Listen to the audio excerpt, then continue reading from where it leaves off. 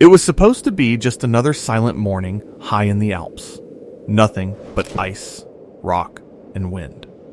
But the ice was melting, and from beneath it, something unexpected was surfacing. A human hand, shriveled, darkened, frozen solid, yet still unmistakably human. For over 5 millennia, he had been locked away in this frozen vault. Older than the pyramids, older than Stonehenge. When scientists first studied him, the story seemed straightforward. A violent end, an arrow to the shoulder, a crushing blow to the head. Death in the chaos of prehistoric conflict. But new scans tell a different story. One that replaces the quick brutality of battle with something slower, more merciless. A death where the real killer wasn't another man, but the mountains themselves. This is how one of the world's oldest cold cases was reopened, and how the truth turned out to be far worse than anyone imagined.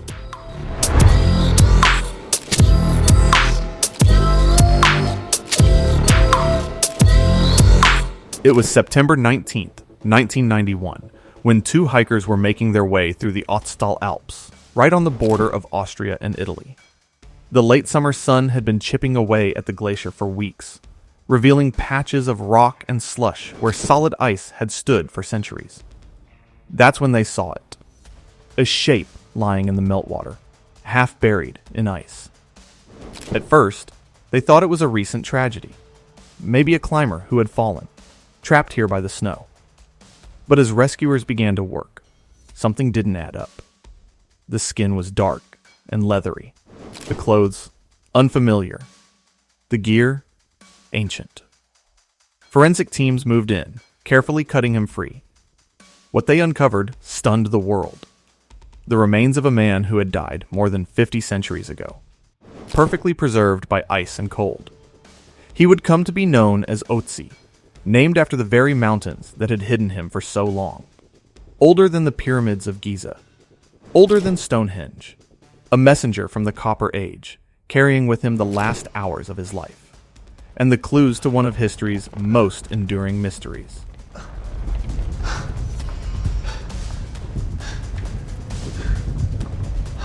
Ötzi was no ordinary figure pulled from the ice. Radiocarbon dating placed his death around 3,300 BCE, centuries before the first stones of Stonehenge were raised, and more than 1,000 years before the earliest Egyptian pyramids touched the sky. He stood about 5'3", weighed around 110 pounds, and was in his mid-40s, already a respectable age for his time. His skin bore more than 60 tattoos, arranged in lines and crosses along joints and the lower back. Many researchers believe these markings weren't decorative, but therapeutic, an early form of acupuncture to ease pain from arthritis.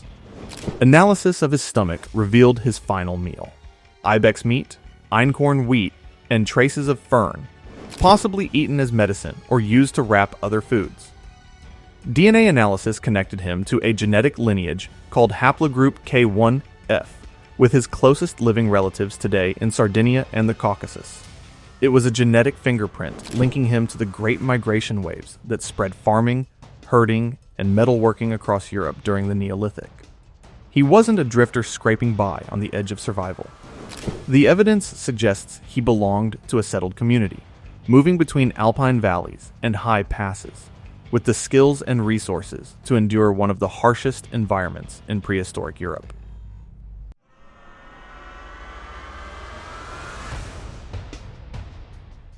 When scientists laid out what Ötzi had carried into the mountains, it was like opening a time capsule from the Copper Age.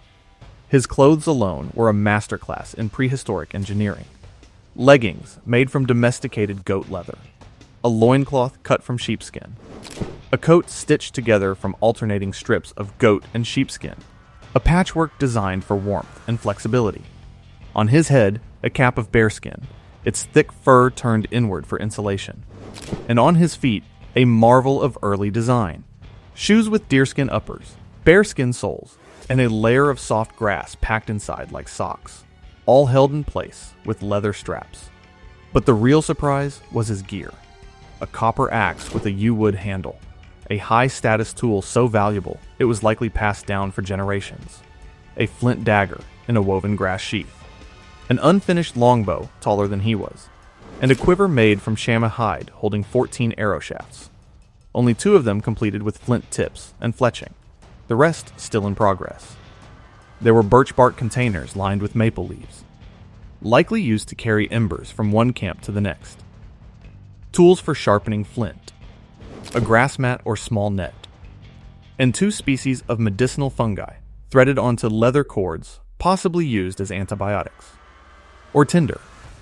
This wasn't a random collection of odds and ends. It was the carefully chosen kit of an experienced woodsman, hunter, and traveler. A man who knew how to survive in a place that could kill you in hours.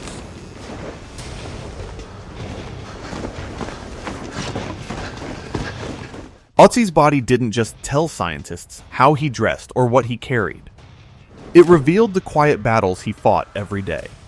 Microscopic analysis of his bones showed arthritis in his neck, lower back, and right knee, enough to cause constant stiffness and pain.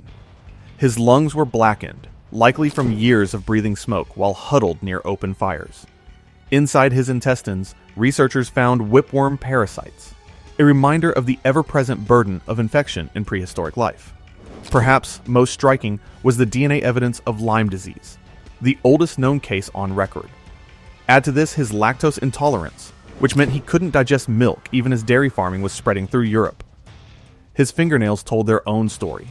Under a microscope, they showed Bowes lines, horizontal ridges that formed during periods of severe stress or illness. In the months before his death, he had suffered at least 3 such episodes, leaving faint but permanent markers in his keratin. In many ways, Ötzi was a man living with the same vulnerabilities we face today: chronic pain, infection, dietary limits, but without the medicines or comforts we take for granted. And yet, despite these burdens, he was fit enough to climb high into the mountains, carrying heavy gear in the final hours of his life.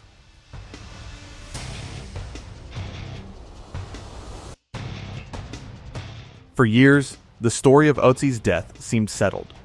He had been murdered.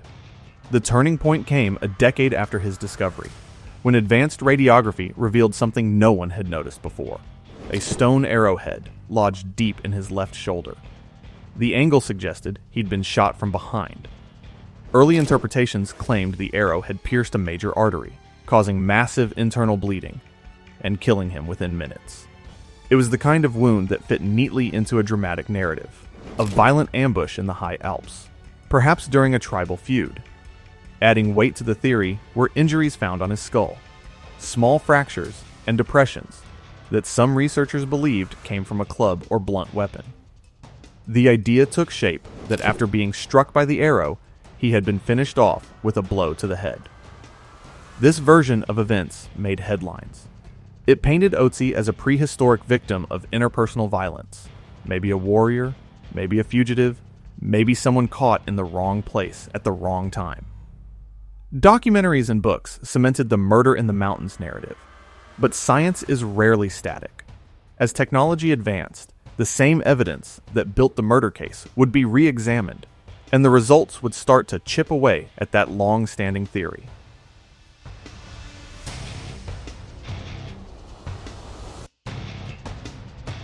Decades after Ötzi was first pulled from the ice, researchers from the University of Zurich returned to his remains with a new set of tools: ultra-high-resolution CT scans and advanced forensic imaging.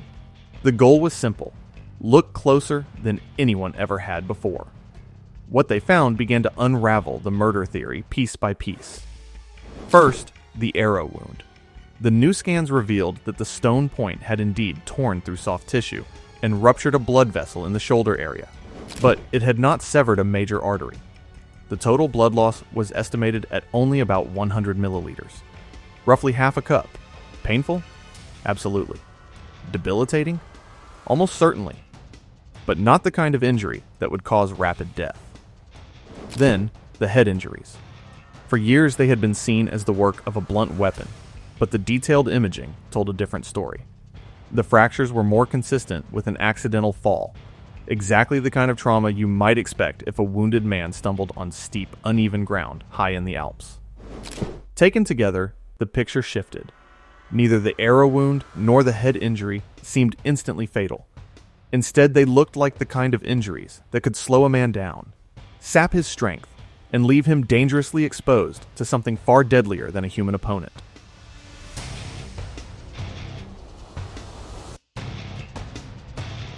The deeper the scans were studied, the clearer the news story became. Ötzi hadn't been killed outright by another man. He'd been claimed by the mountains. The injuries, the arrow in his shoulder, the possible fall, had slowed him to a crawl. Somewhere high in that alpine pass, the weather must have turned. With his movement restricted and his strength draining, the cold began to take over. Hypothermia doesn't strike all at once. First comes the shivering, the numb fingers, the sluggish steps. Then the confusion sets in. Thoughts muddle.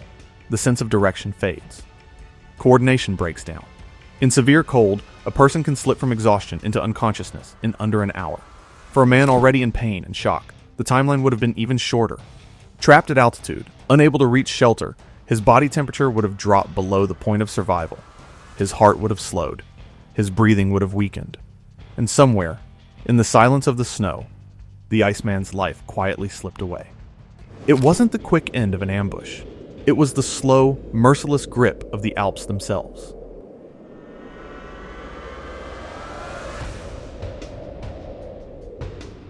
Even with the new cause of death, one question refuses to go away.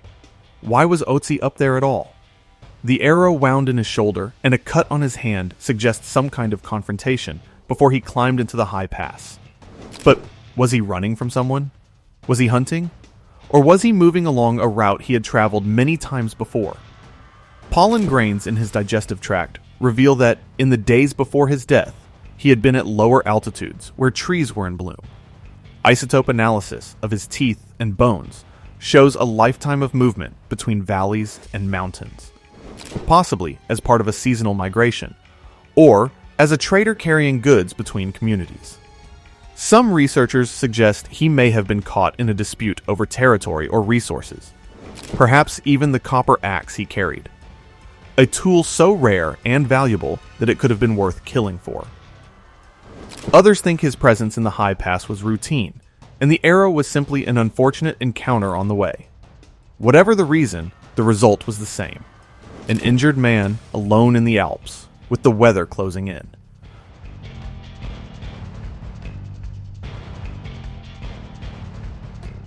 For more than 30 years, the Iceman's story was told as a tale of sudden violence, a prehistoric murder frozen in time. But science doesn't stand still. With every new scan, every fresh analysis, the truth has shifted. Now, the picture is different. He wasn't cut down in the heat of battle. He was wounded, slowed, and left to face the full, unrelenting force of the Alps. It was nature, not man, that dealt the final blow. And yet, that doesn't make his death any less human.